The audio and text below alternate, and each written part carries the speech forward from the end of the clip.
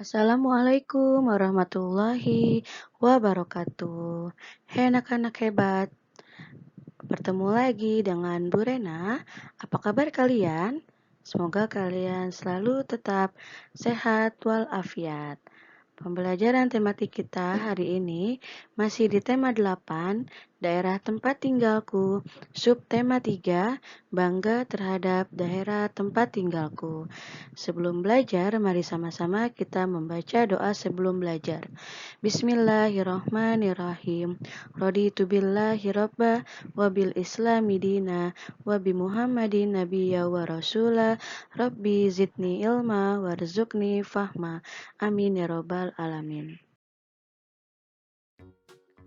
Pembelajaran 5 dan 6, muatan pelajaran. Yang pertama, ada muatan PKN KD 3.3 menjelaskan manfaat keberagaman karakteristik individu dalam kehidupan sehari-hari. Yang kedua, muatan bahasa Indonesia KD 3.9 menyampaikan hasil identifikasi tokoh-tokoh yang terdapat pada teks fiksi secara lisan, tulis, dan visual. Yang ketiga, muatan SPDP KD 3.1 mengetahui gambar dan bentuk 3 dimensi. Tujuan pembelajarannya, yang pertama, kalian dapat menjelaskan manfaat keragaman karakteristik individu. Yang kedua, kalian dapat mengidentifikasi tokoh dalam teks fiksi. Yang ketiga, kalian dapat membuat sketsa karya 3 dimensi. Yang keempat, kalian dapat membuat rancangan karya 3 dimensi. Dan yang kelima, kalian dapat menyampaikan hasil identifikasi tokoh pada teks fiksi. Oke, sekarang pembelajaran kelima, muatan PKN, manfaat keragaman karakteristik individu. Nah, keragaman masyarakat Indonesia juga tampak dalam pakaian daerah. Pakaian daerah digunakan pada acara-acara tertentu seperti upacara adat dan hari besar nasional. Nah, kegiatan ini sangat bermanfaat karena kita dapat mengenalkan kekayaan budaya yang beragam dan juga dapat menambah wawasan tentang keragaman pakaian adat Nusantara. Masih di pembelajaran 5, muatan bahasa Indonesia, yaitu mengidentifikasi tokoh dalam teks fiksi. Nah, dalam sebuah cerita terdapat tokoh utama yang dapat berperan sebagai protagonis atau antagonis dan tokoh tambahan. Nah, tokoh protagonis bisa memiliki watak yang baik, lemah lembut, atau bahkan tidak sombong dan peduli. Nah, tokoh antagonis bisa memiliki watak yang berbeda dengan tokoh protagonis. Seperti apa? Yaitu wataknya tidak baik, kasar, sombong, bahkan tidak peduli. Nah, kamu dapat mengidentifikasinya setelah membaca suatu cerita sampai akhir. Nah, coba kalian baca cerita Aladin dan Lampu Wasiat. Nah, setelah kalian membaca cerita Aladin dan Lampu Wasiat di buku pena kalian 4D, nah, di situ ada tugasnya, yaitu di halaman 76, nomor 1 sampai nomor 4. Boleh langsung dikerjakan di buku pena atau dikerjakan di buku tulis tematik. Boleh langsung jawabannya, boleh soalnya ditulis juga.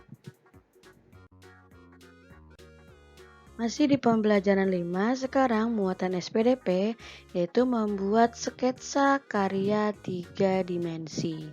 Nah, benda 3 dimensi adalah benda-benda yang mempunyai ruang seperti kendi, ember, lemari, gelas, dan botol, dan lain sebagainya.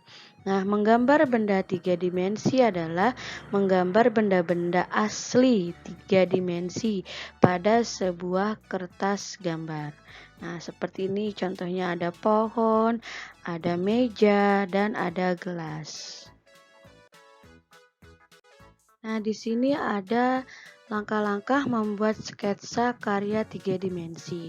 Yang pertama, kalian siapkan pensil, kertas, dan kendi yang akan digambar. Lalu kalian gambarlah sketsa kendi pada kertas. Setelah itu kalian tebalkan garis-garis sketsa untuk memperjelas gambar kendi tersebut. Nah, itulah beberapa langkah membuat sketsa karya 3 dimensi, yaitu gambar bentuk kendi. Sekarang masuk pembelajaran 6, muatan SPDP, yaitu membuat rancangan karya 3 dimensi. Di sini ada gambar sebuah teko. Nah, benda 3 dimensi juga dapat disebut karya seni rupa. Teknik membuat karya seni rupa ada 3, yaitu membentuk, mencetak, mencungkil, dan menempel. Nah, di sini salah satunya membuat rancangan, yaitu membuat gerabah atau kendi dari tanah liat. Nah, teknik membentuk dilakukan dengan cara menekan bahan lunak seperti tanah liat atau plastisin. Nah, kita cukup menggunakan tangan untuk membentuk benda lunak sesuai keinginan kita. Kita juga dapat menggunakan alat seperti sudip. Masih di pembelajaran 6, sekarang muatan bahasa Indonesia, yaitu menyampaikan hasil identifikasi tokoh pada teks fiksi. Nah, pada teks fiksi ada tokoh protagonis, antagonis, dan tokoh tambahan. Setiap tokoh tersebut memiliki watak yang sama ataupun berbeda. Para tokoh teks fiksi berupa fabel juga memiliki peran dan watak. Nah, dalam cerita Si Kancil dan Buaya, Kancil berperan sebagai tokoh protagonis yang berwatak cerdik.